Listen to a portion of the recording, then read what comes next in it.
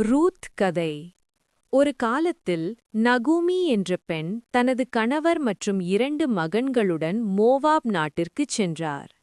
ஆனால் சில காலத்தில் அவரது கணவரும் மகன்களும் இறந்துவிட்டனர். நகோமி தன் ஊரான பெத்லேஹேமுக்கு திரும்ப முடிவு செய்தார். அவருடன் வர விரும்பிய மருமகள்களில் ஒருத்தி ரூத்.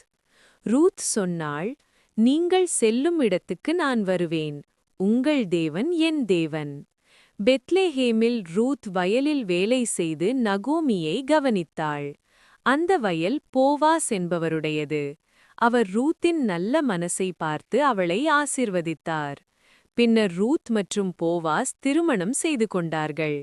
அவர்களுடைய சந்ததியில்தான் ராஜா தாவீதும் பின்னர் இயேசு கிறிஸ்துவும் பிறந்தார்கள். கற்றுக்கொள்ள வேண்டியது: நம்பிக்கை, விசுவாசம், உண்மை அன்பு. தேவன் நம்மை ஆசீர்வதிப்பார். ஆமேன்.